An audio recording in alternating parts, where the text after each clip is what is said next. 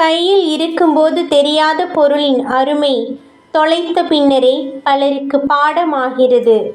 கடவுள் வரங்களை தருவதில்லை, வாய்ப்புகள் மட்டுமே தருவார். அதை வரமாக்குவதும் சாபமாக்குவதும் நம் கையில்தான் உள்ளது. யாரையும் ஏமாற்றும் எண்ணத்தோடு பழகாதே. உறவாக இருந்தாலும் நட்பாக இருந்தாலும் உண்மையாக பழகு. உண்மை, நேர்மை எல்லாம் அழியாத சொத்து. காலம் செல்ல செல்லதான் அதன் மகத்துவம் தெரியும். பொய் பேசுபவருக்கு தண்டனை என்ன தெரியுமா? அவர் உண்மை பேசும்போது ஒருவரும் நம்ப மாட்டார்கள். இதுவே சிறப்பான தண்டனை. நேர்மையாக நடந்து அதன் பலனை பெறாத பொழுது தர்மம் தோற்பது போல தெரியலாம். ஆனால் என்றாவது ஒரு நாள் சூழ்நிலை மாறும். ஆடியவர் அடங்கும் நேரம் வரும். அன்று தர்மத்தின் கரத்தில் இருந்து எவரும் தப்ப இயலாது. உனது மனம் வருந்தினாலே போதும். உனக்கு பாதிப்பை தந்தவர்களுக்கான தண்டனையை காலம் கொடுத்தே தீரும். எல்லாமே உடனுக்குடன் நடக்க வேண்டும் என்று நினைக்காதே. தாமதமாயினும் என்றும் தர்மமே வெல்லும்.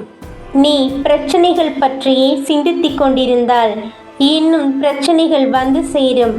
நீ தீர்வுகளை பற்றி சிந்தித்தால் நிறைய வாய்ப்புகள் உன் எதிரே தோன்றும். உன்னால் ஒருவர் கண்ணீர் சிந்தும்படி நடந்து கொள்ளாதே. அந்த கண்ணீர் துளிகள் பாவத்தின் கணக்கில் சேர்ந்துவிடும். கர்மா. தனிமையில் இருப்பவனை பைத்தியம் என்று சொன்ன உலகம்தான் இன்று தனிமையில் இருப்பதையே வைத்தியம் என்கிறது. உன்னை யாராவது அவமானப்படுத்தினால் மனதில் போட்டு குழப்பிக் கொள்ளாதே. நீ தூக்கி எறியப்படும் போது இறைவன் உன்னை தூக்கி விடுகிறான் என்பதை மறந்து விடாதே.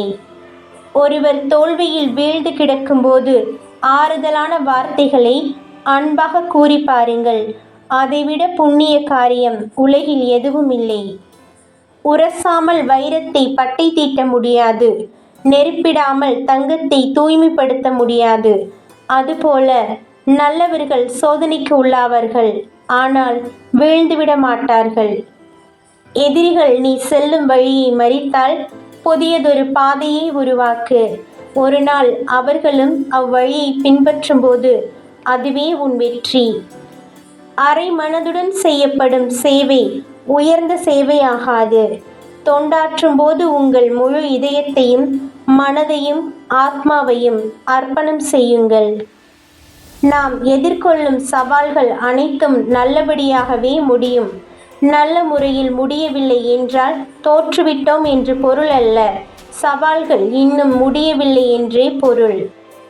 வலி, வேதனை, துக்கம், பிரிவு, இழப்பு விதியின் விளையாட்டு. இப்படி விடையில்லா துயரங்களுக்கு முடிவுதான் என்ன? இதுவும் கடந்து போகும்.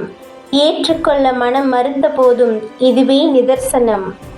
வாழ்க்கையில் உனது முடிவை நீதான் எடுக்க வேண்டும். எந்த முடிவானாலும் அதை சிந்தித்து எடு. ஏனெனில் பின்னர் அதற்காக நீ வருந்தக்கூடாது. உயிரற்ற மீன் நீர் போகும் பாதையில் போகும். உயிருள்ள மீன் எதிர்நீச்சல் போடும்.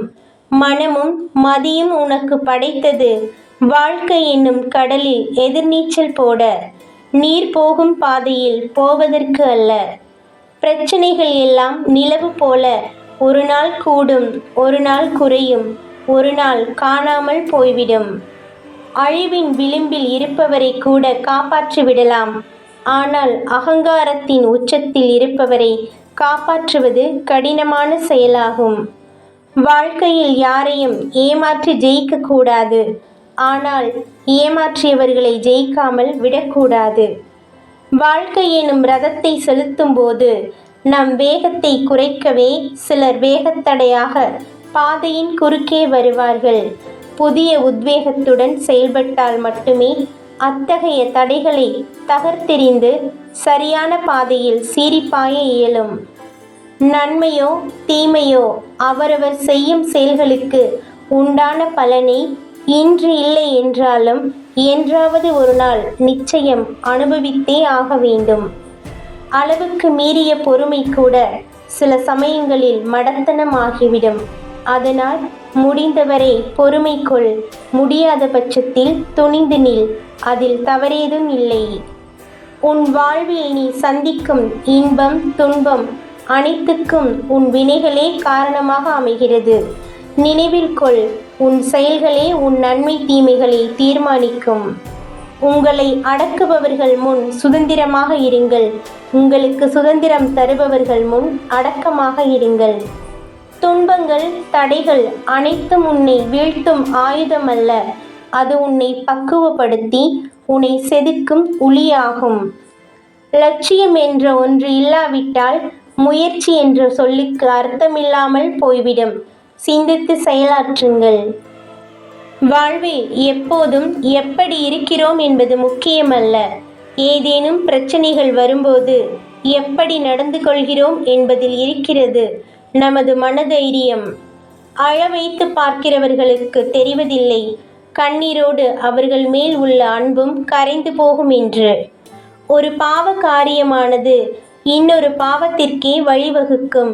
அதேபோல் ஒரு புண்ணிய காரியமானது இன்னொரு புண்ணியத்திற்கே வழிவகுக்கும். அன்பு ஒரு திரவம். சூடானவர்களிடம் ஆவியாகி விடுகிறது, குளிர்ந்தவர்களிடம் உறைந்து விடுகிறது. வாழ்க்கையில் ஒன்றை புரிந்து கொள்ளுங்கள். ஒருவருடன் பேசும்போது நீங்கள் என்ன அர்த்தத்தில் பேசுகிறீர்கள் என்பதை விட நீங்கள் கூறுவதை அவர் என்ன அர்த்தத்தில் புரிந்து கொள்கிறார் என்பதை கவனித்து பேசுங்கள். உன் மனசாட்சிக்கு சரியென்று தோன்றுவதை தயக்கமின்றி துணிவுடன் செய். வேறு எவரை கண்டும் அச்சம் கொள்ள தேவையில்லை. நீ தேவைப்படாத வரை உன்னை ஒதுக்கி வைப்பார்கள்.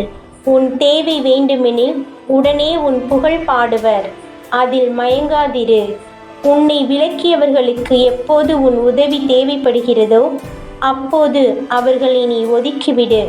அவர்களது வழியிலேயே அவர்களுக்கு பாடம் கற்பித்துவிடு. மற்றவர்கள் உங்களை உதாசீனப்படுத்தும் போது ஒருபோதும் வேதனைப்படாதீர்கள். ஏனெனில் அடிவாங்கும் கற்கள்தான் அழகான சிற்பங்கள் ஆகின்றன. எதுவானாலும் அதனை ஏற்றுக்கொள்ளும் மனப்பக்குவமே அனைத்து பிரச்சனைகளுக்கும் அடிப்படை தீர்வாகும். சிந்தித்து செயற்படு.